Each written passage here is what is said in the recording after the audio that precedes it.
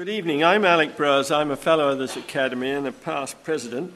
And it's my great pleasure to welcome you all to this lecture. This lecture is the fifth in a series of lectures by what we've called the Prime Innovator lectures. I have to remind you to turn your cell phones off. I also had to remind you about the emergency procedure, but I don't know what that is. So I dare say we all go out the doors and downstairs. It's my very great pleasure to introduce a very good friend of mine, in fact, Professor Sir Richard FREng, who is the fifth lecturer in this series of distinguished lecturers. And Richard, as you'll all know, is one of the world's leading research physicists. After all, he does hold what we might call the iconic Cavendish Professorship of Physics in Cambridge. But he's a lot more than just one of the world's leading researchers. First, in my mind, that's exceptional in many ways, he's a great collaborator. In Cambridge, he's gathered chemists, materials scientists and engineers around him to push his subject forward on a broad and practical front. Second, he's very driven to make his work useful for mankind, and most of us in this building therefore would describe him as an engineer. And finally, he's a real entrepreneur. He's formed 3 companies, and I hope you're going to tell us about your 3 companies. I've been associated with one of them, Plastic Logic, that is now a very large enterprise. And he's been a world leader in what I see as the second fundamental revolution in the history of electronics. In the first revolution, vacuum valves were replaced by transistors. In the second, in my mind, inorganic semiconductor materials are being replaced with organic materials that have vastly different physical properties. Electronics with carbon-based molecules, as Richard likes to put it. But he's going to tell us all about this. So it's my very great pleasure to introduce Sir Richard FREng to deliver his lecture, Semiconductor Technology with Molecules. Richard, please.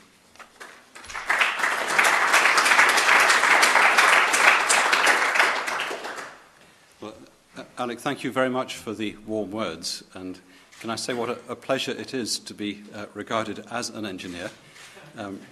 I sometimes get a bit of stick from my physics colleagues.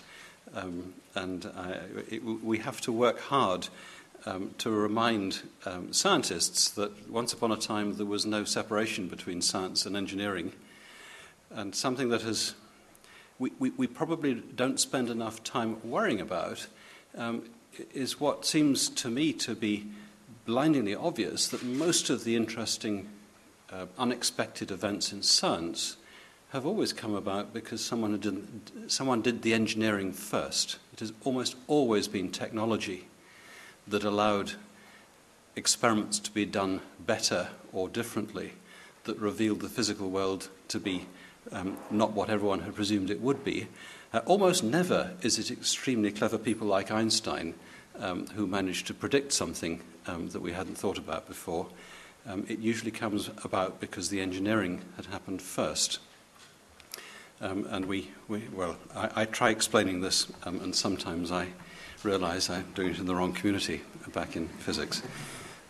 So this evening, I want to give you a talk based around the science, but I hope will bring out the engineering and the business of commercialization of what we see as a good prospect for harnessing the sorts of molecules that nature chose to make, sometimes to do electronics when we look to see how nature makes photosynthesis work, but where similar sorts of molecules designed and made through synthetic techniques turn out to be very practical for making a wide range of, in some sense, traditional electronic semiconductor devices. So the question that venture capital fund managers ask straight away is, why bother?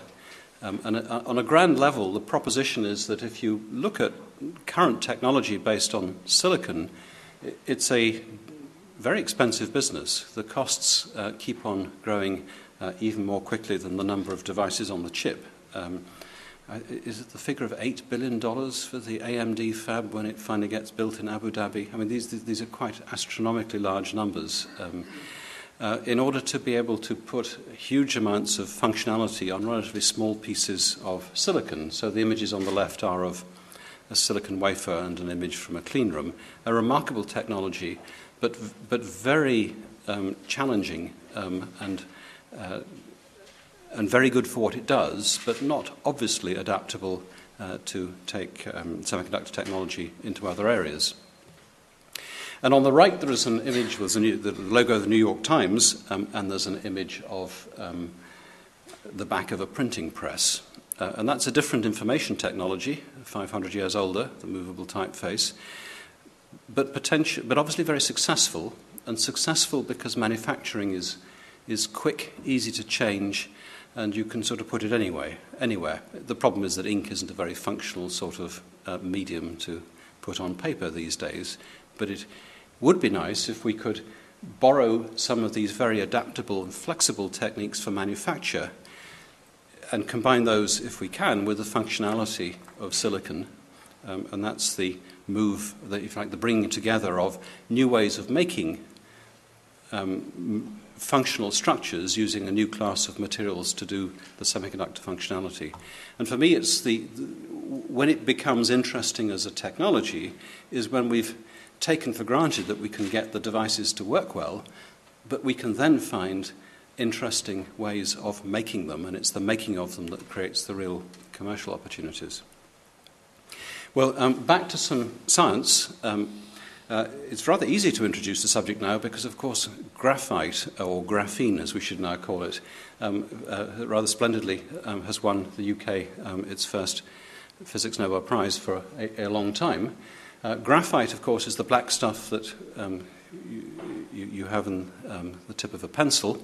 It's black because the honeycomb sheets of carbon that form graphite are actually semi-metallic. They absorb across the whole of the optical spectrum, and they do that because they have electrons, that some of which are tied up to form the three bonds. There's a carbon at each vertex in the honeycomb lattice. Carbon has a valence 4. It only has 3 bonds in plane in a graphite sheet. It's the fourth electron that forms the so-called pi bonds, which are weak chemical bonds that are distributed across the sheet. And it's the electrons in those pi bonds, that the fourth bond, that make graphite conducting and make it black.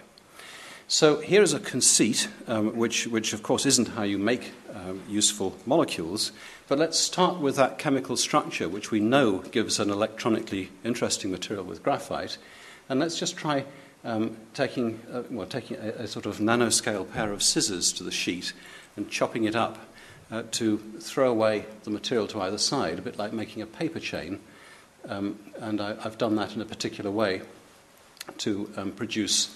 It's a linear chain, a polymer.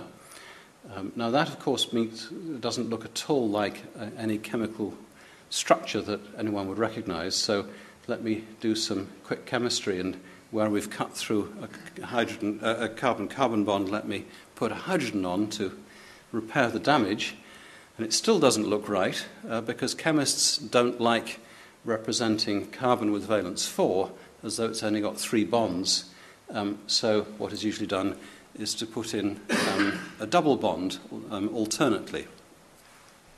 So the reason for going through that is to demonstrate that that particular polymer, which is a material we worked with a lot in the past, is in fact, in terms of its electronic structure, a very close cousin of graphite. And it's a system where, we have this fourth electron that is tied up in what is represented here as the double bonds, that is relatively easily dislodged or relatively extended along the polymer chain. And it's that ease of moving electrons around which confer the useful semiconductor properties. So that polymer has a name. I'll just call it PPV because I'll keep the chemistry to an absolute limit. And what does it look like? Well, graphite is black. This polymer is fluorescent yellow-green. And what you see in the image there are some solutions of a number of different polymers with different repeat units. By doing chemical variation, it's possible to tune all the semiconducting properties that one would want to tune. There's endless variety here. We're much less constrained than working with elemental materials like silicon or germanium or even 3-5 semiconductors.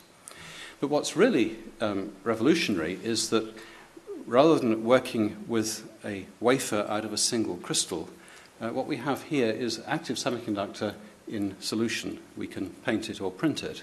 And it's that scope for being able to manufacture in different ways that is so exciting. I'll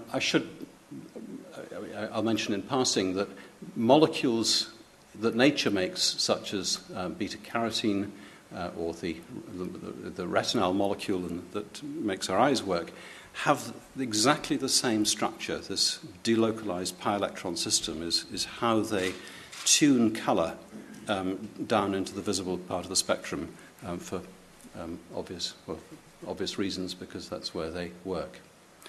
So what I should have said, going back to these images, is that these materials are intensely fluorescent.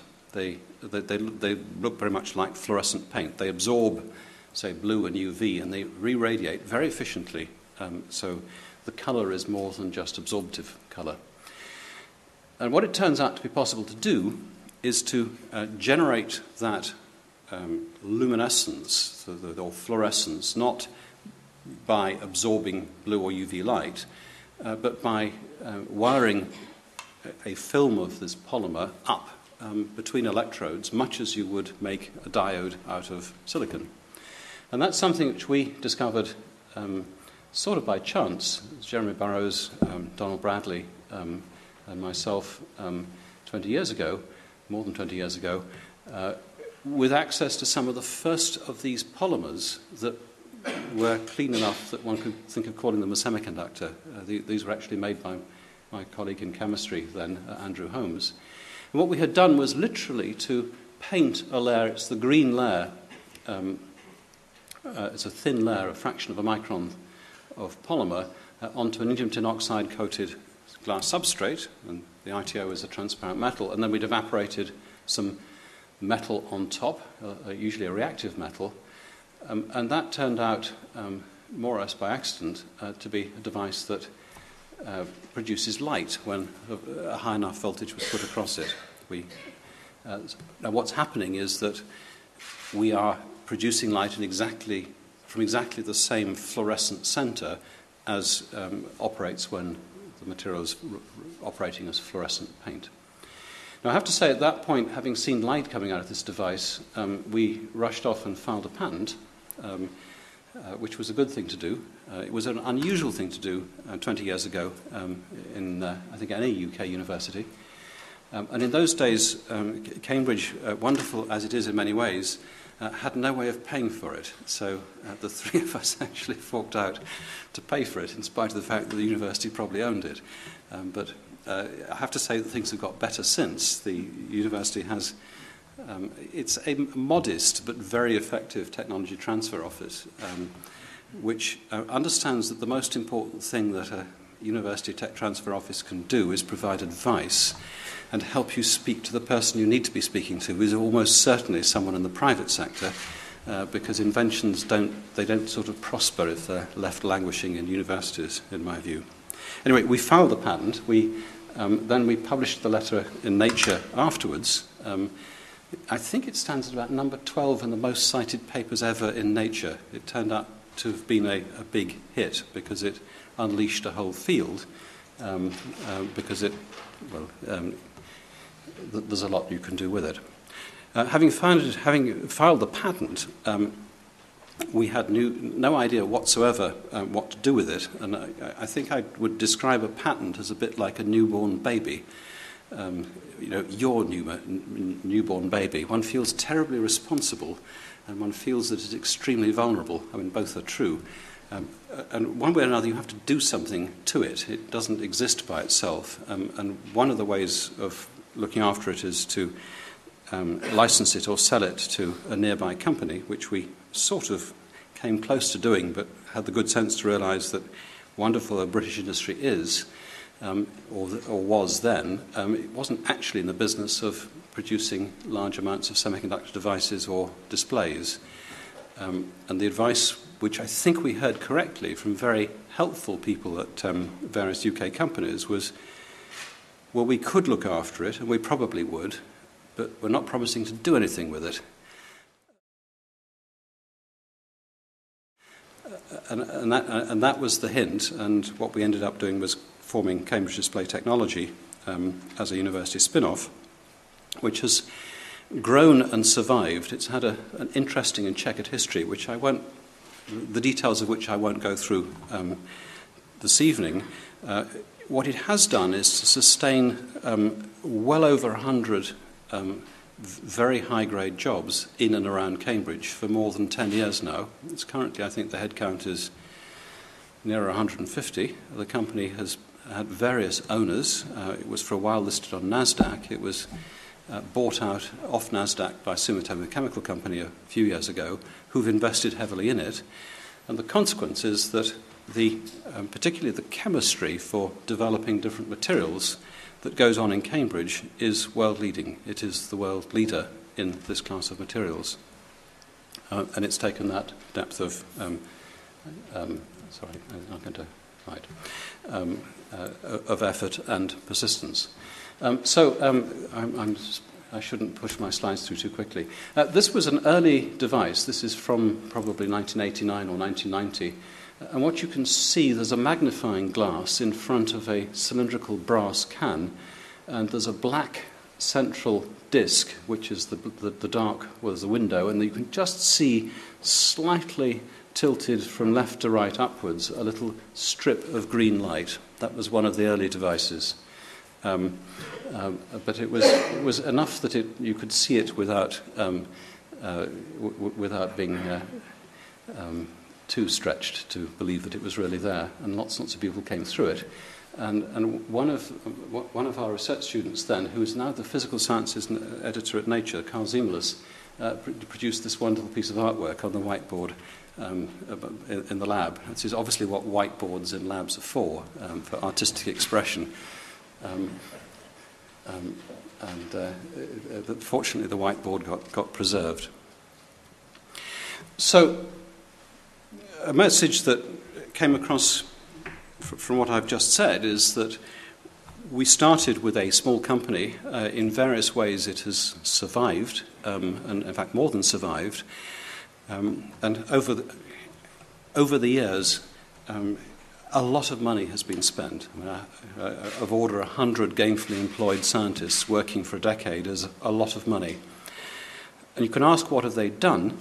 And the simple answer to that is they've converted a device which wasn't very efficient and, more importantly, lived for a few minutes, which is more than enough to get a paper into Nature, into devices which now have projected lifetimes of, say, 100,000 hours, which is 10 years continuous operation. And I found that absolutely fascinating as a bystander, in part that the business of materials engineering isn't something that is done from an armchair with sort of deep thought. A lot of it is painstakingly difficult, systematic engineering, working out what the chemical impurities are, what the issues are about encapsulation, what the issues are about the flatness of the substrates. Everything matters, and it all has to be investigated systematically. But that is the achievement. The achievement is that now these are some of the most efficient and some of the most long-lived light sources that we have. But along the way, a very important event in the company surviving and prospering is that we had lots of contacts, because we were a company, with the real world. We had a very important relationship with Seiko Epson, the Japanese inkjet printer company. Well, they do other things too. Tatsuya Shimoda, the head of the long-range research activity, was very enthusiastic about the concept of how their wonderful inkjet print heads could be used to do something more valuable than merely putting ink on paper for home printers.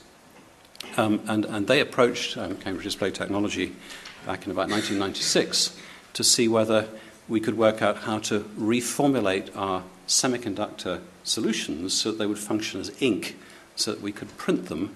And if we could print, then we had a wonderful technology for putting not just the odd light-emitting diode down somewhere, but arrays of them, and in particular being able to put arrays of separate materials that will emit red, green and blue as is needed to make a full-colour display.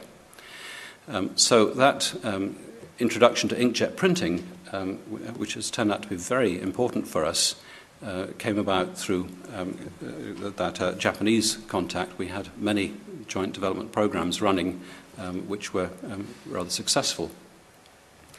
So if we look at the current market, and it's a busy slide with more things on it than I particularly want to talk through in detail now, the organic LED, and I have to say that there's an alternative manufacturing method which is good for smaller displays, which is rather than solution process to vacuum deposit, to vacuum sublime the organic layers, which is the one that is first in the market, particularly with Samsung, who've managed to get that technology in the market.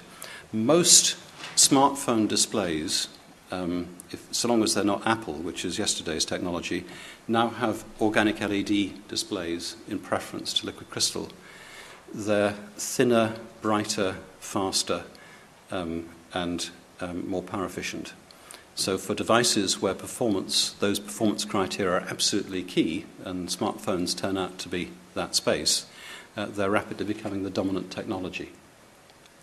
I'm sorry the slide hasn't come out very well, but for larger displays where the problem of just being able to pattern over large areas, such as TVs, the inkjet technique looks extremely important, and the developments that Sumitomo have got with Japanese partners look very exciting, and we are very confident that that will advance from emerging application to mainstream application.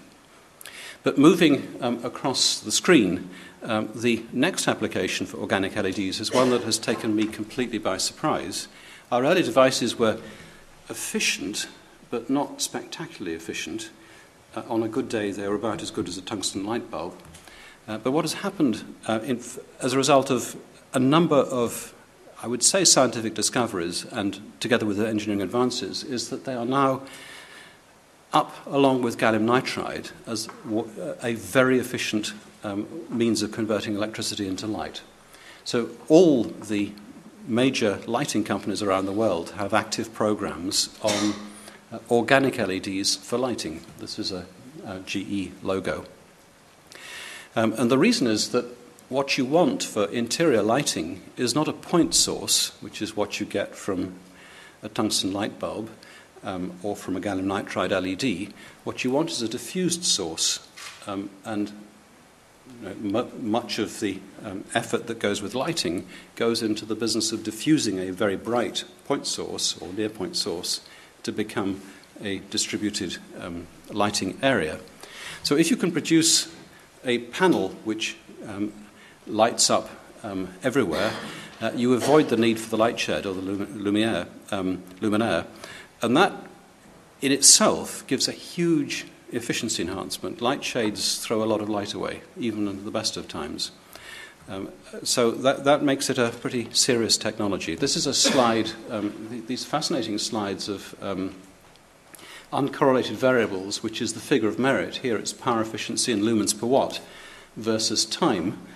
And from relatively unpromising beginnings with less than a few lumens per watt, these devices, even for white LEDs, OLEDs, are up at 100 lumens per watt. It's really extraordinary just how effective a large engineering effort can be in lifting performance way beyond limits that usually physicists, there are a whole horde of them from Bell Labs who pronounced that these devices would never be efficient, and they were all wrong.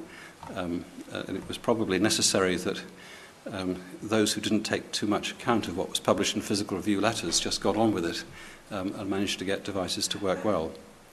So the problem with lighting is that it's a very cheap technology, or the consumer regards it as cheap. So it will almost certainly take some time for manufacturing costs to be worked down on OLED displays before that will be realistic for lighting. But nevertheless, the effort is going in there.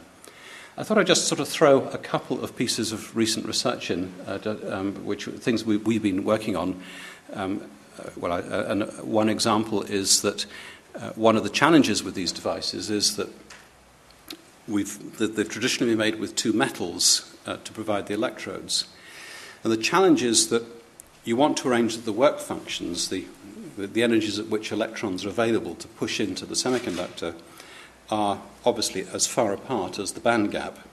So by the time you've got a blue LED, they're about 3 electron volts apart. So if I can walk you through it, I can take a nice stable anode, something like gold, with a work function of sort of somewhere between 4.5 and 5 volts. If I take 3 away from that, I've got a work function of sort of well under 2 volts. And if you look in the periodic table to find something that is like that, you end up with calcium or sodium. It's very reactive, and there's a huge encapsulation problem. But it turns out that in the last couple of years, for a number of reasons, people have turned to metal oxides, which of course are already oxidized, so they're much more stable. And if you go looking around the periodic table, the metal oxides do a pretty good job. So this is a notion of energy levels vertically versus as we work through the device with actually it's a conducting polymer as the high work function hole injector and calcium as the low work function electron injector. It's possible to replace calcium with zinc oxide, and it's possible to replace the anode with molybdenum trioxide or tungsten trioxide.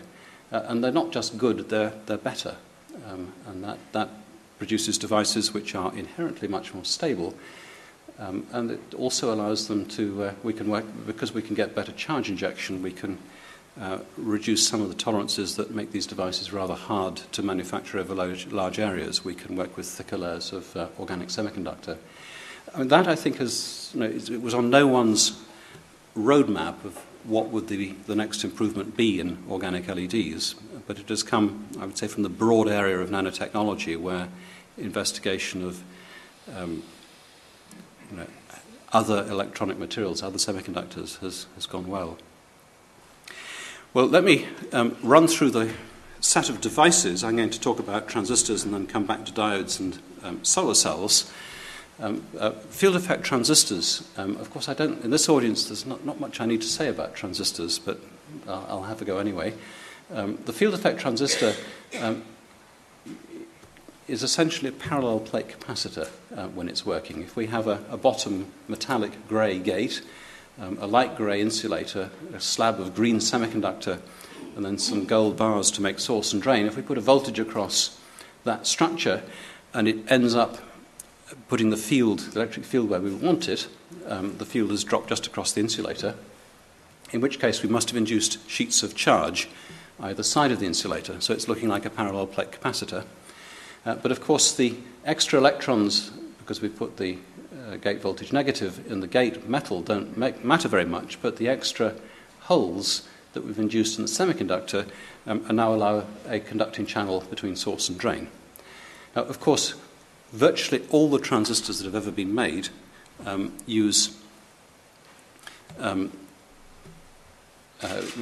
use of silicon and silicon dioxide as the semiconductor and the dielectric. And it's the very special property of that interface that makes them both easy to make and good to perform. So I'm afraid I thought I had killed one or two slides, but they've re-emerged, so I apologize for slipping through slides. So if we try to throw everything sensible away, and this is a paper we published just over 10 years ago, and a paper that arose through our collaboration with Seiko Epson, Takeo Kawase, but also Henning Suringhaus, who'd arrived from Princeton and is now a professor, a colleague of mine in the Cavendish. But they were looking at whether we could throw away everything traditional about a transistor and make everything plastic. And I have to say that we're cheating a bit because the substrate is glass at this stage. And what was done, because we had managed to get inkjet printing into the Cavendish through the access we'd had to the industrial collaboration between Seco Epson and Cambridge Display Technology. So that was one of these sort of benefits where we get technology being developed as technology back into a research environment, and we're able to do different things with it. So we were playing around, working out what else we could print, and printing the source, drain, and gate from a doped semiconducting polymer was feasible, and then we could just sort of paint layers of semiconductor and insulator.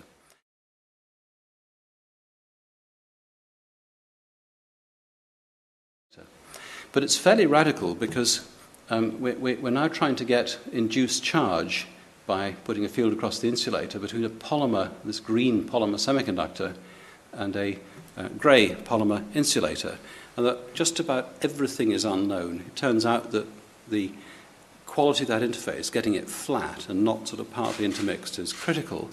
And if you spend too much time reading literature, you decide that it wasn't going to work. But for various reasons, it can be made to work pretty well. So the virtue of this transistor is not that it works well as a transistor, but that we can make it essentially at room temperature and can make it over large areas because it's just being printed. And it's the possibility of different manufacturing methods rather than the outright performance of the transistor as transistor that is important. So this is a slide that has never found its way into a learned journal. It's the first plastic transistor we made. The size bar gives it away. That little white bar is 1/4 of a millimeter. This is a very large transistor.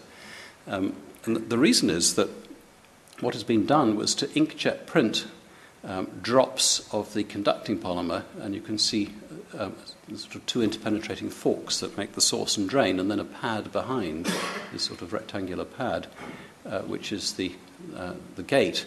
But ink drops are small, but they're not that small. They are about the diameter of a human hair, sort of order 10, 20 microns, which by semiconductor device standards is huge. So if you're just doing free flow printing, you can't actually make the device very small. But if you look at the transistor characteristics, they look like transistor characteristics. It's just the devices are too big and too slow.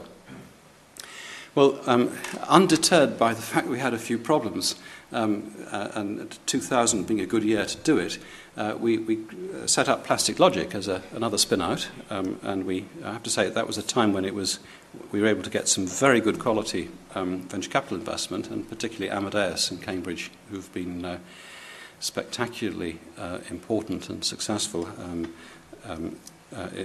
with their efforts. And Herman Hauser particularly if anyone is responsible for Plastic Logic having gone as far as it has, it is Herman's efforts that have been responsible. So for those who like transistor characteristics, this looks like a slightly inferior form of amorphous silicon. The characteristics look pretty good. The on-off ratio is pretty good. The mobility is about a factor of 10 off of amorphous silicon, for those who spot these things. But this is a plastic semiconductor, and these are devices working in warm, moist air with no encapsulation. It's a huge surprise that the early materials we worked with would sort of bleach and disappear if left in warm, moist air in the sun. As a result of some 10 years of materials development, we had a completely different repertoire or palette of materials available. And here is a transistor showing really rather stable performance. The geometry is done at 10 microns, which is comparable to the gate length that you will have in a amorphous silicon transistor array for a LCD. So that is not it's not world-beating technology as a transistor goes, but it is practical and sufficient for making active matrix displays. Again, another plot of the figure of merit, which in this case is field effect mobility, how fast field-induced charges travel across from source to drain for a given voltage against year. As these plots always show, things get better with time. There's no particular reason why they should, but they do. But what's interesting here is, well, again, the figure of merit in performance is quite spectacular. It's more than a million-fold improvement in mobility from the early transistors we first published in the late 80s through today, where, really importantly, they now do better than thin-film silicon. The performance is not just adequate, it's really good. And that's not because the same material was worked to death. There was a large research community, materials that came from unexpected quarters, and there are several families now of solution processable semiconductors that make surprisingly good transistors. Well, let me go back to one of the themes that I want to keep running through this talk, and that is that the interplay between science and technology is just creative. You need new toys if you're going to find new ways of doing things. And this contact we'd have with Epson to be able to have state-of-the-art printing machines allowed a number of ideas to be tried out. And I haven't gone right the way through how we managed to reduce the feature size of the transistor down to 10 microns. But there's some very beautiful work, which the paper, when it was published, was a joint paper between colleagues in the Cavendish, it was Henning Seringhaus's group, but also colleagues in Plastic Logic. And the idea was to sort of see how small a device we could make, how close can we get the two drops of ink which are going to form source and drain. And the idea is an idea that is sort of closest to what goes on in biology in terms of forming a structure through differentiation of hydrophobic and hydrophilic interactions. So the idea is we come down with the first drop of conducting polymer ink, which is water-based, so it's hydrophilic.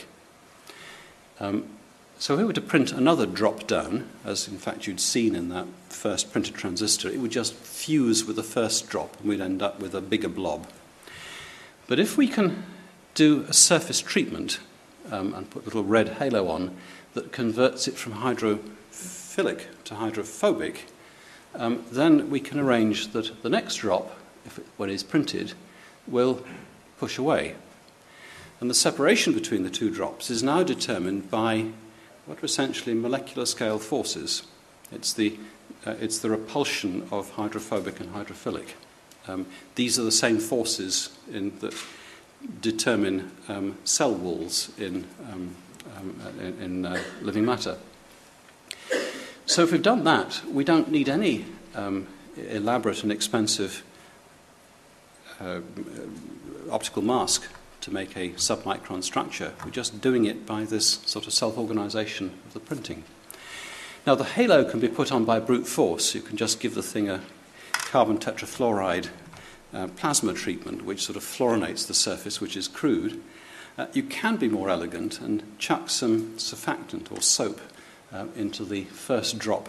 And the surfactant, if it dries properly, all the waxy tails will be pushed out, and we will end up with a waxy surface to the drop. That sort of works too. So what I can show you is a little video where we've got a first set of drops that has formed a line, say source, and you can see the second set of drops being printed and being repelled and pushed away. Now maybe that seems rather implausible as a practical technology, but remarkably it's possible to make rather reliable devices. The yield is pretty high. The forces down there at those length scales do work. And the channel length, by the way, is typically about 100 nanometers. It's a small structure.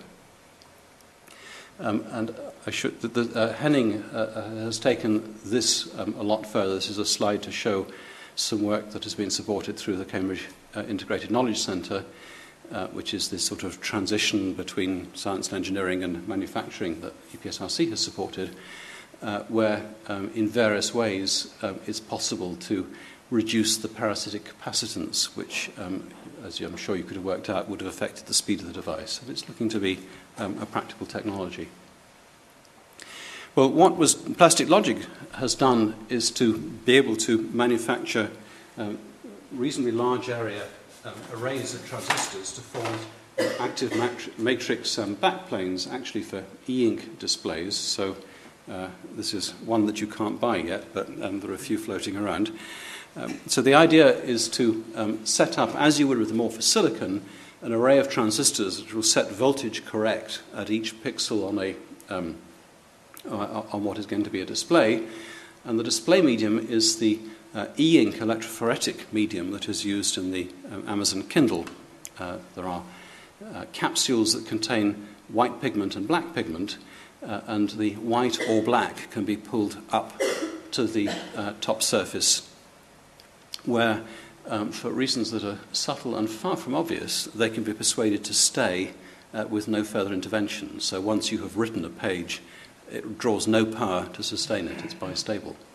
But you do need to have transistors everywhere, and that was the challenge that Plastic Logic has set about developing. And it sounds straightforward. We throw away glass sheets, and glass, like silicon wafers, has the useful property that it doesn't change shape much. You can heat it and cool it, and it comes back to the same size and the same shape.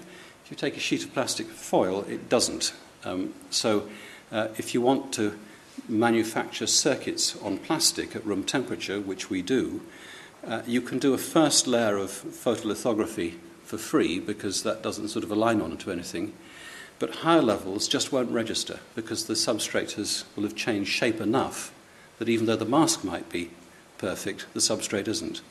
So what has been done is to find a number of technologies that make it possible to do on-the-fly registration of the higher level patterning onto what is actually underneath rather than what is supposed to be underneath. And that's made it possible to be able to put down 1 million or more transistors onto a sheet of Coke bottle plastic, polyethylene terephthalate. As made, it is indeed a flexible display. So this is an image from a few years back from the Cambridge facility. You can see some line outs if you look carefully, but it's like a laminated foil. You can see it switching while it is being tortured. But I hope this is a working one.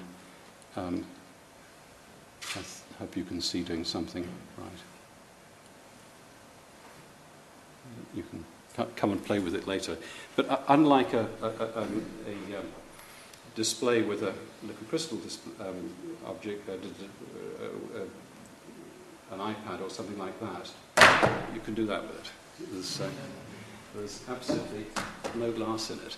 And it's as a device which it is a pleasure to read from, because it doesn't weigh very much, and you can treat it like a book. It has lots going for it, and it's a sales mode, right? So, as I'm sure is well known, for various reasons, the effort to manufacture has been based in Dresden, not in the UK. Dresden, it's very well publicised that at the time that the commitment to build in Dresden was made public, was announced, the factors in Dresden's favour were obviously it's an area where there is economic development aid possible, tremendous enthusiasm from Dresden, a commitment to turn a green field into a plant, into a building, a semiconductor fab building within 12 months from a standing start, and a well-trained workforce, because AMD have a large fab next door. In the UK, I think we struggle to get, we failed to get all three together simultaneously, and I think that's something we have to worry about. It is necessary to have all three.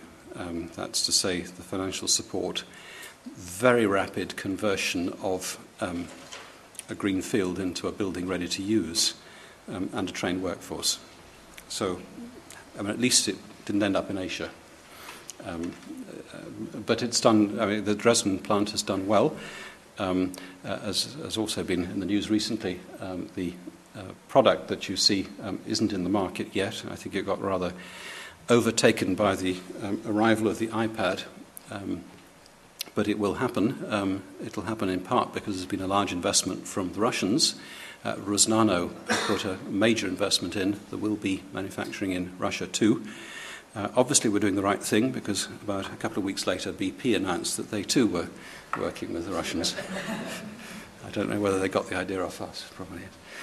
So the Q, which is the thing that isn't the product that will be in the market, but there are a number of them floating around, and that is what you see there.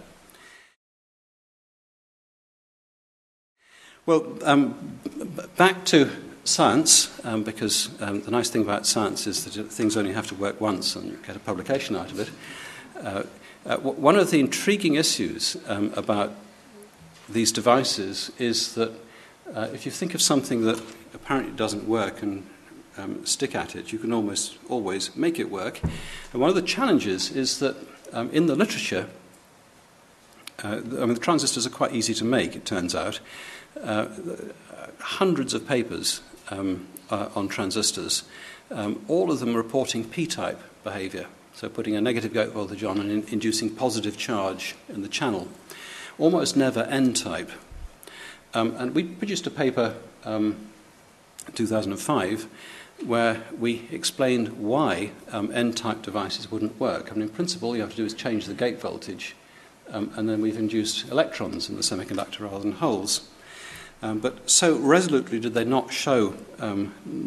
work that way around, that the whole bevy of theoreticians, who were rarely to be trusted, came up with explanations for why this wasn't possible.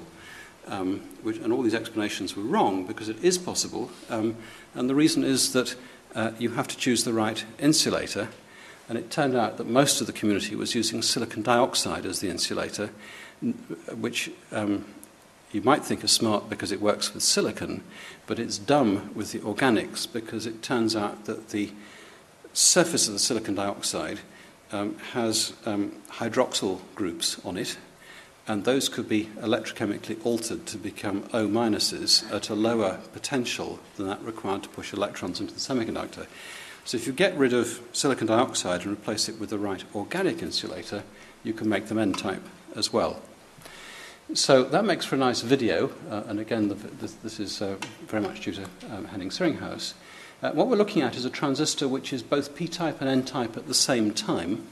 We're sweeping the gate voltage across. So what we're doing is we've got electrons on one side of the channel, holes on the other, and they're being swept together, and where they meet, they light up, because electron and hole produces the same, it's functioning like the light-emitting diode.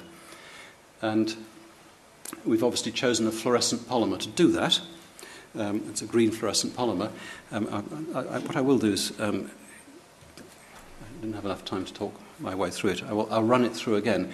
What has been done is to sweep the gate voltage, so it sweeps the point at where, in the channel where electrons and holes meet, from coming out from one electrode, is now sweeping across the channel. You can see the fringing electrostatic fields around the channel. It's an interdigitated array of source and drain. And then, unfortunately, it doesn't go in a bang, it goes in a whimper, because then eventually, as the gate voltage is swept right way across, the line of recombination disappears under the other electrode. They may be useful for photonic structures, because it's a way of injecting a light-emitting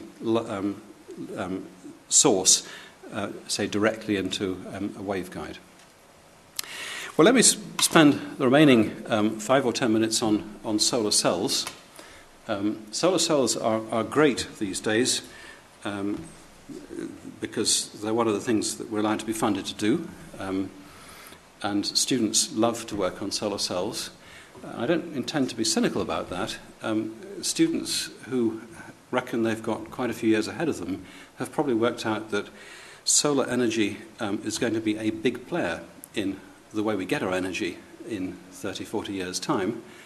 And if we're going to get there before we blow ourselves up one way or another, we better start now.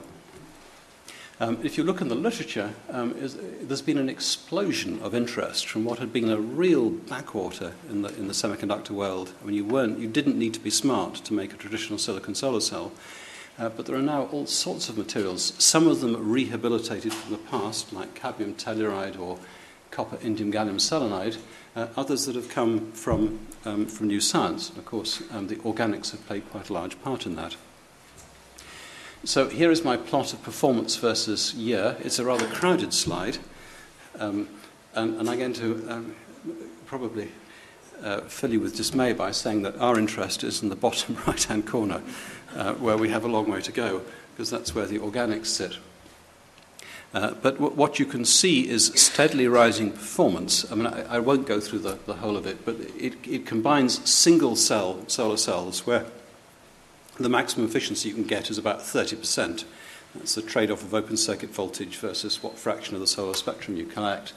If you go to multiple junction cells, you can get above 30%, as some of those show. And those are the sorts of solar cells where power to weight would be very important and would, I presume, end up on satellites in space. But the upward progress is always there. And some of us are convinced that it's the stuff right at the bottom which is going to overtake everything else. And that's the stuff done with organics. So I've got a little bit to say about organics, because lots of work is happening on it. It shows promise. We haven't got it all to work yet well enough.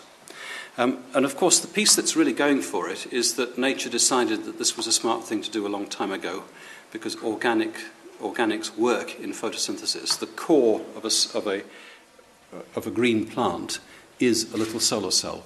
The first step is light absorbed and charges separate. The hull goes off and oxidizes water to make oxygen gas. The electron goes off and does chemistry. But that first instant, we have, if you like, the core of what we'd like a solar cell to be.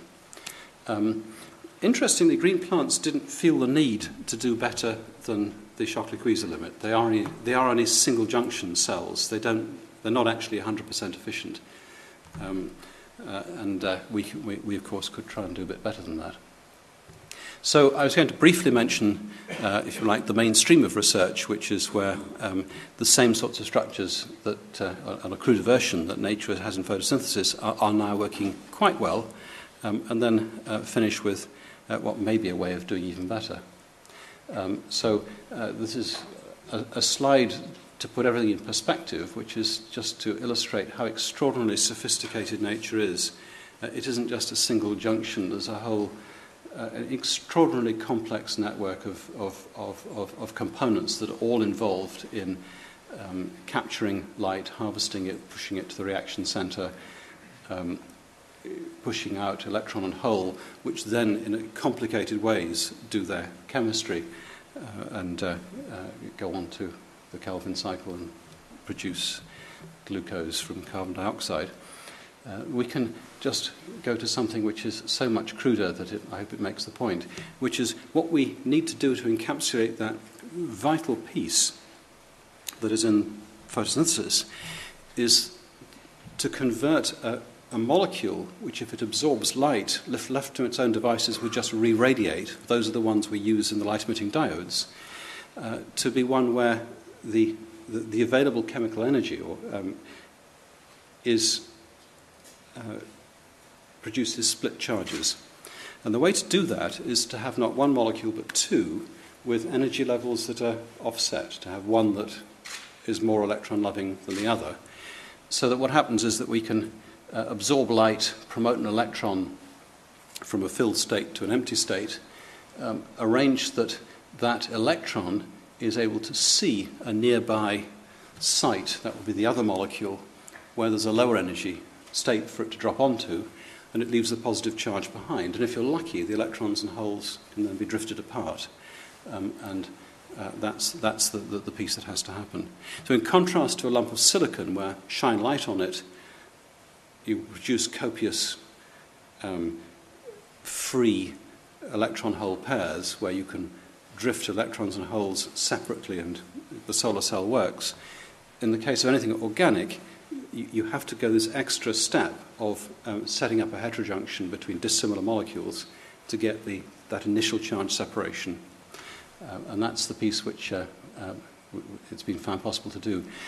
What you then have to do is to arrange that you have, at a sort of nanometer scale, an interpenetrating network of the donor and the acceptor, because light has to be absorbed extremely close to where the heterojunction is set up in order to get for it to be able to find that energy to find its way to the junction and then form charge. So that's produced a great industry in forming nanostructures. They can be done with inorganic composites. A lot of the time we just use demixing of polymer blends, which will naturally form small-scale structures. And the result of that is that the performance of what are in principle very cheap solar cells to make is sort of okay. The record is now at about 8% energy conversion efficiency. About as good as amorphous silicon solar cells as are used in pocket calculators and so on, but still a way to go, in my view. But there's nothing that tells us that we can't do it. It hasn't stopped the company that's US-based Kanaka producing some devices you can buy. They're not terribly efficient and they're not particularly useful in the applications they've chosen to put them in. Here you see a solar charger for a laptop or for a cell phone here. The key to an efficient solar cell, if someone's holding it, is that they also have to be wearing sunglasses. It's a back-of-the-envelope calculation that the typical light intensity indoors is about 1/10,000th of full sunlight. So something which works quite well in full sunlight really doesn't work very well indoors. And it's amazing how many people believe they're going to make a fortune selling indoor cell phone rechargers. It just doesn't work. So we have, not to leave the rest of the world behind, indeed to keep ahead, we have formed another company, 819, which we got going at the end of last year. It takes 8 minutes 19 seconds for light to reach the Earth from the sun, so that was the reason for the name. But the methodology is more or less as simple as is put out there. We start with a roll of plastic substrate. There is a series of additive steps to put down the semiconductors and the electrodes and the encapsulation, and what comes out is completed rolls of solar cell. And there are a few steps along the way, but the really big virtue of that is that the materials costs and the manufacturing costs are vastly lower than if you use silicon. It's relatively easy to work through that crystalline silicon is still too expensive to roll out as the universal solution for energy generation. There's just too much energy put into refining, extracting, purifying the silicon and all the associated steps. If we want to coat the world with cheap solar cells, we should use the same sorts of materials that nature uses. I've got one final little piece which I probably I'll have a moment or two to talk about. One of the sort of research curiosities is this problem of the inherent inefficiency of solar cells. What is shown on the panel on the left is the instant flux from sunlight in kilowatts per square meter per micron wavelength range. If you plot it in those terms, what you see is that the brightest sunlight is actually in the visible, but a lot of it is out, which is the darker vertical band, but the lighter band is in the infrared, where there's still a huge amount of energy and a very large number of photons. So the choice you have, the Schocker-Queisser limit, is you can't get a higher open circuit voltage than the band gap of the semiconductor. So you'd like to keep the cell voltage up and therefore only absorb, say, in the visible, in which case you don't use the infrared. You can optimize that, and the optimization produces a band gap of about 1.5 of electron volts just in the near infrared. And what you throw away is, in part, open circuit voltage from, if you like, the wasted energy of the blue and the green, and in part, the non-absorbed infrared photons. And that sets a limit of about 30% energy conversion. If we could not throw that energy away from the high-energy photons, we could do much better. So what if we could arrange that in the visible, we produce not one excited state, but two. And it turns out there's a material which does that. It's an organic molecule called pentacene, where there are schemes which we've devised but not demonstrated. If I could couple that with an infrared absorbing inorganic semiconductor, what it is possible to do is to absorb in the infrared, producing one pair of electron and hole for each photon absorbed, but in the visible we can produce two. And that increases the efficiency in principle with a limit of 32% up to about 46%, and that would make a big difference. So upstream research, that is what's going on in my lab at the moment, is studying how this is possible. It has to do with the electron spin and the difference between phosphorescence and fluorescence, the difference between spin singlet and spin triplet excited states. And it turns out that for pentacene, the spin triplet excited state has less than half the energy of the spin singlet. And within 10 to the minus 13 of a second, the initially created spin singlet electroexcited state splits to become two triplets. And those triplets then move relatively slowly. They take about 10 to the minus 8 of a second to find their way across the device to where we ionize them against some C60. That may make a difference, not instantly, but one day. Well, I have come to the end. I hope I've given you a number of different stories, in part a sort of voyage of scientific discovery, in part its strong interconnection with the need to learn how to engineer and get it out towards the marketplace, and in part that one has to go looking everywhere to find new ideas. Being an optimist, I see this as the sort of threshold of a great technology. Thank you. It's a bit awe-inspiring in some ways because it's rare that such deep science, and this is pretty deep science and real science, finds its way through to practicality.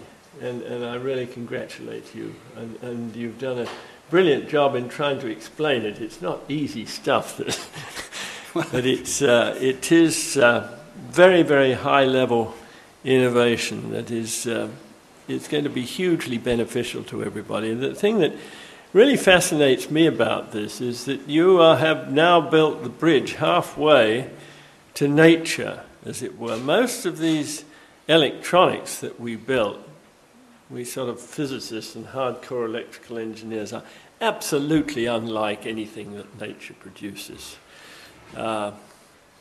The vacuum valve was the archetype.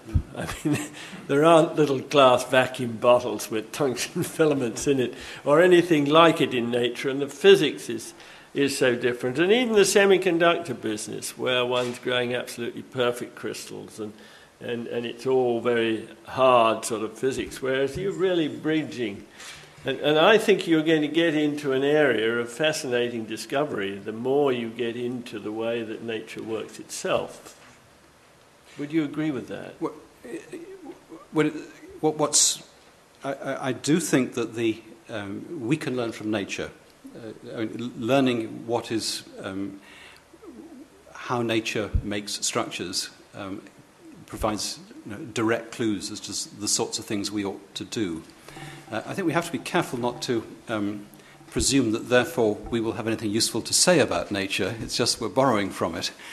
And there is a sort of division in that world between, if you like, biologically inspired development of new materials, which I think is what I'm involved with, as opposed to, if you like, the physics and engineering insights which reveal something important about how nature works. I mean, maybe it'll work that way too. Well, at any rate, now it's over to you. And the rules here are that you wait for the microphone, and the first thing you do is give your name and serial number, and then ask your question. So, where do I have the first question? Right here, please. The microphone is just... Thank you. Charles Turner from King's College. You showed a dramatic improvement in mobility. Do you understand how that was achieved? Is there a good theory, a good model? Well, it's to do with how ordered the material is. So the aim is to both start with something which is disordered, which is a solution, but also have a means by which it sort of crystallizes in a way that is controlled and forms a sort of semi-continuous crystalline network where the defects between crystallites are not too troublesome. So once you've got it, you can explain it. Predicting what's going to work doesn't work.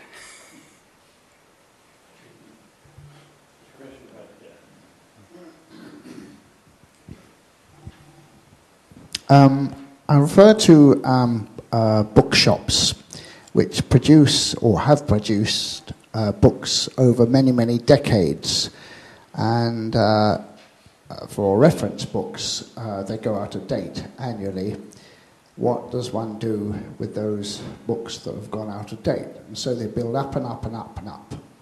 And I like... Would you identify yourself? I'm so sorry. Derek Gregory, retired from the Medical Research Council. The question is, can one see the end of books and they've already come in, the general e-reader and all paper being replaced by flexible e-reader material which can be replaced on a daily basis in terms of the text, pictures, etc. I think there's a difference between what the technology makes possible, which of course is that, and whether our sort of sociological instincts cause us to go that way or not. Plastic logic has rather skillfully avoided appearing to be the sort of iconoclast that destroys the need for books. That's been left to Amazon. What plastic logic says is that this thing is the replacement for photocopiers and the great pile of papers that people in business and commerce usually end up having to lug around, sort of pulling their backs into strange shapes and then read late at night before meetings. So the idea is that it's been projected as the way of reducing the unnecessary printing of stuff which is clearly read once and thrown away. How we deal with archiving is a really problematic issue. We can go back and find ink on paper back to the Egyptians. The thought that this thing will still be working in 4,000 years' time is pretty troubling. I mean, it's very good, of course, but not that good. Yes, please.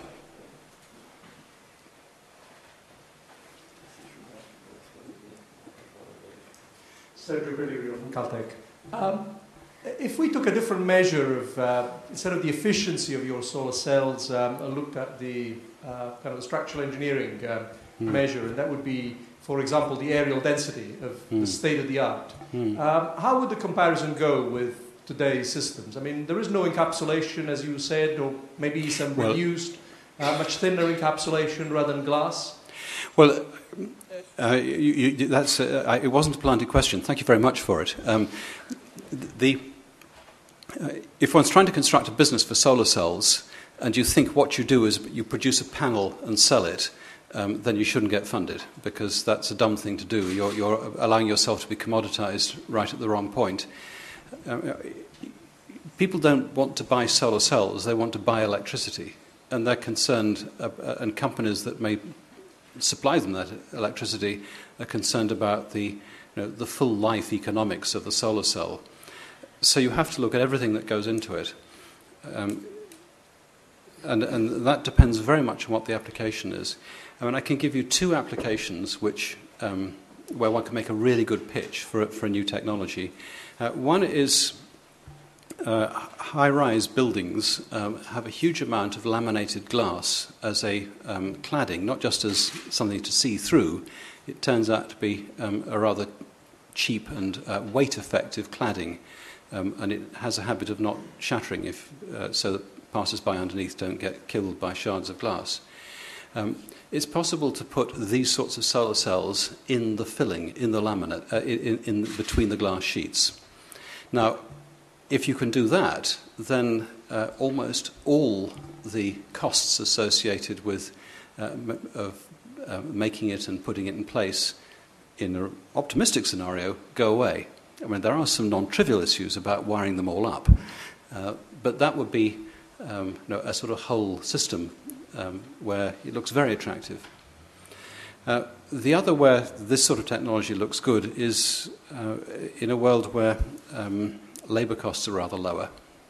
In the UK, I think within the feed, because you're sort of essentially caught by the need to have a licensed installer of a solar cell if you want to get the feed-in tariff deal. Essentially, all the profit is going to go to the cowboys who put these things on your roof and provide the certificate. And the effect is that the solar cell itself is probably, I don't know, a third of the cost of the solar cell. Most of the rest of it has been creamed off from overpaid people along the way. So the economics aren't that good. If what you've got are rolls of solar cell that are really very lightweight, and someone just shins up a ladder somewhere where labour and safety laws operate differently, then the overall cost of the solar installation is much lower. So just lowering the weight of the solar cell so that you don't need a strong roof or a scaffolding to put it up there turns out to ripple all the way through all the costs, and then it looks very attractive. So how a company works out how to own a profitable part of all that is then a very interesting question. Yes, please. Just behind you, Philip, then we'll come to you. Thank you very much. My name is Sribhushan Ghosh. I'm from AT Consultancy. I got one question, which is that there are two vehicles, one on the land and on the airplane, which are traveling around with the solar panels on them. Are they based on polymer technology or the traditional silicon? Anything that is breaking a record at the moment will probably be gallium arsenide, even more efficient than silicon, because I presume that cost is no object. Philip. Philip Greenish from the Academy staff. The coalition government, and indeed the last government, are very much looking to people like you and companies like those that you've formed to provide the future, or part of the future economic growth of this country. But the first time in your domain that it was really tested, it didn't work out for this country in that the plant that you built was put in Dresden, as you explained. Now, what lessons are there that those of us who are in a position perhaps to influence should be learning from this? And what could this academy be saying to help government get the conditions right so that future developments, future technologies that move ahead into production as yours has can be developed and manufactured in this country? Well, that's a question which I'm going to answer in three ways. I mean, the first is that I don't think success should be judged, if you like, in the conventional way of how many, if you like, lower grade jobs got created and where the manufacturing was done. For anyone in this sort of venture to take anything other than a global view about where the manufacturing can be done and where the markets are, would almost be bound to fail. There's plenty of competition out there, and you can't afford to take a sort of narrow local view about where you see the business. So I think we're no more guilty than most of the FTSE 100 companies in having a lot of their activities offshore. That's in the nature of a globalized economy. The second answer is that I don't think that one should view what has happened, and I'm being partisan talking about Cambridge, as a failure. We have more jobs in plastic electronics in the three companies in Cambridge than anywhere else in Europe. We are a global centre, and they're the upstream jobs. And they're the jobs which attract the brightest engineers and scientists coming through university, often through PhDs. So the human potential, the human capital we have is terrific. That was how we managed to land money from a French chemical company, Rhodia, to get 819 started, because we had the people. And more generally, if you look at the Cambridge high-tech activity, if it were all in one company, it would be a jolly large company. It would have, 40,000 employees. There's a lot of high-tech that is successfully recycling itself and growing itself in a larger number of small companies. And I don't think it's right to use that metric that traditional metric to do down what has happened through our manufacturing not having ended up in Cambridge. And then the third answer is that even if we'd tried really hard to do the manufacturing in Cambridge, it would have made no economic sense whatsoever, because we wouldn't have got planning permission, and we wouldn't have got any euro subsidies. The world is as it is. I mean, for whatever reason, the view about taxpayer contribution to enabling new technologies to get going plays differently in this country to the rest of the world. I mean, if you look at the capital models, the involuntary contribution of taxpayers in most of the Asian economies to underpinning this sort of technology, it's of a different order to what goes on in the UK.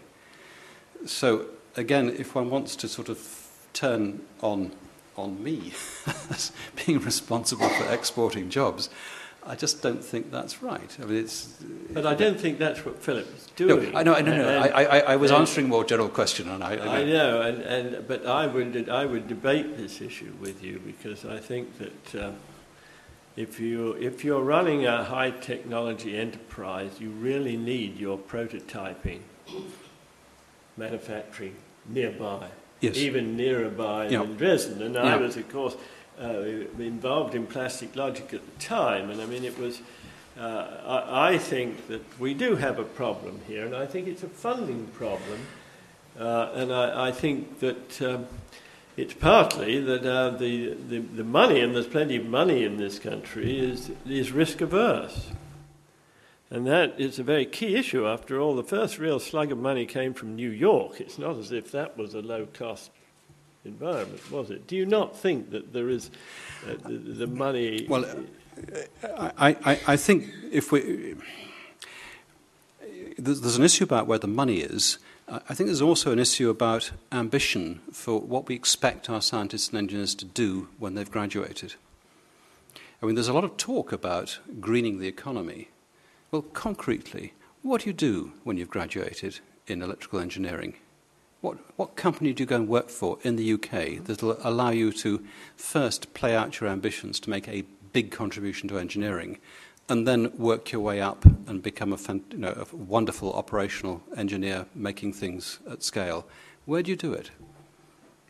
I don't see any national ambition to be able to set up that flow of job opportunities, because without the people, we certainly won't do it. But that's where you identify a very key issue, and there are areas of engineering. In civil engineering, I think it does exist. I mean, you can go into the great civil engineering consultancies, and they're really leading the world. I think we tend to have lost the leadership in some of our other high technology areas. You offer the chance of regaining that in many ways. Well, I think that's one of the roles that this sort of network of small companies around Cambridge does play, that it sort of it has sucked in a lot of very smart people. I mean, obviously, those, for the most part, they've trained in the UK, doesn't mean to say they're British. And that is an incredibly valuable resource if we are going to have the cadre of people who can then go on and manufacture. There is a general issue about understanding what the world is now that we've sort of lost vertically integrated manufacturing companies, certainly in the electronics sector. where it was possible to carry pre-profitable activities on a much longer time scale within those vertically integrated companies than is really realistic to support off venture capital funding of small companies.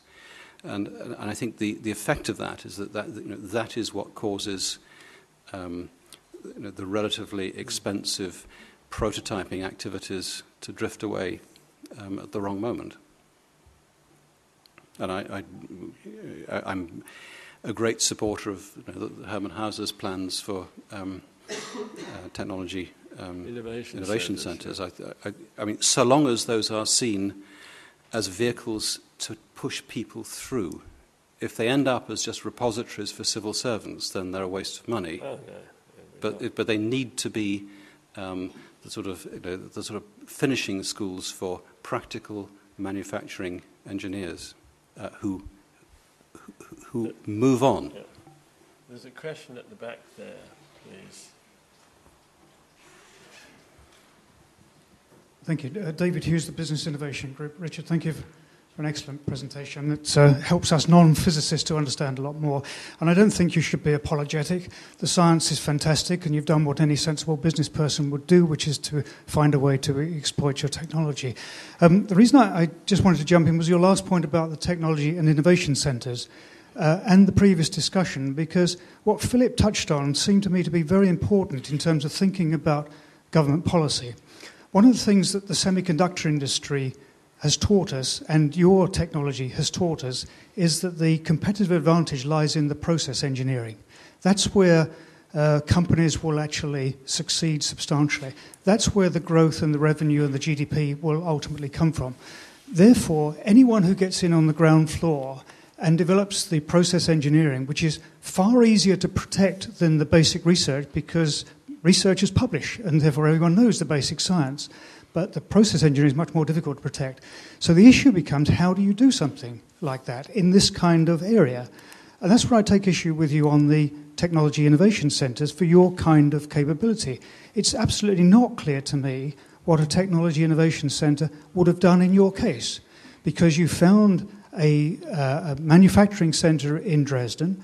There is no Fraunhofer that I'm aware of that's related to you. I know you have the Institute for Polymer Forschung in Dresden, but that's not a Fraunhofer. It's something very different on the, if you like, on the science side. So I'm puzzled as to what a TIC would actually do in this circumstance to preserve the process engineering, which requires facilities, extensive facilities and capabilities, when the point you make is that actually those facilities may be more sensibly, from a business point of view, placed elsewhere in the world.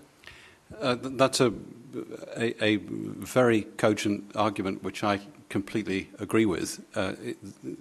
Plastic logic would not have developed appropriately within a TIC.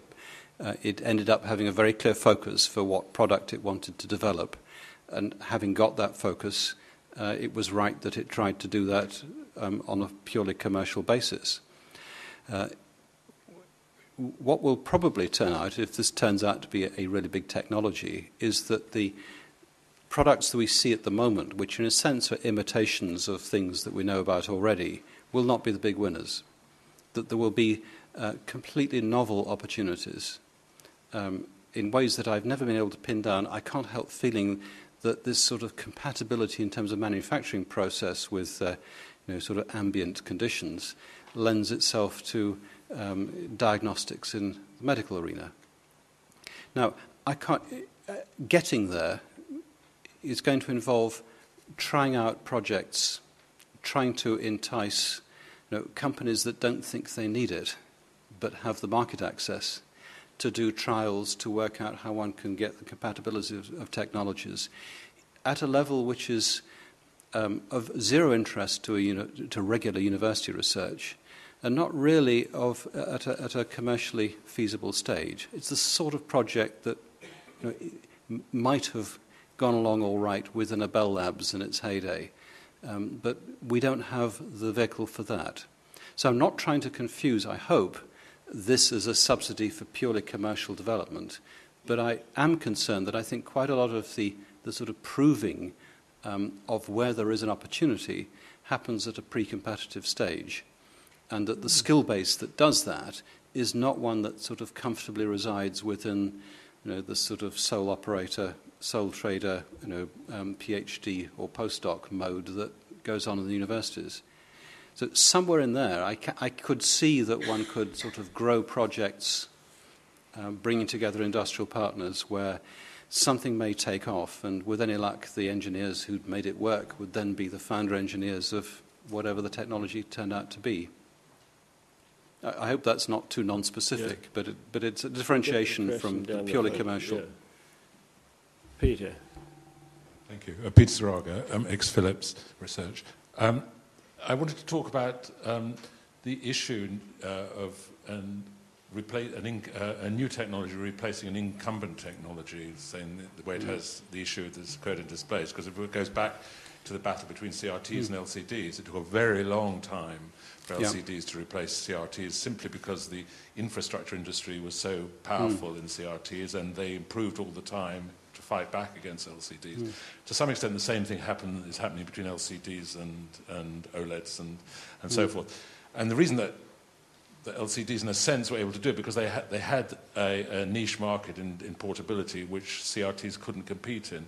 To some extent, you suggested this may be happening in small displays with OLEDs. I wondered if you think that is ever going to OLEDs are really ever going to break through and establish the same, or do you think this is consigned to but maybe generalize this issue about how difficult it is to replace an incumbent technology? I mean, the one thing one can be certain of is you can never predict these things.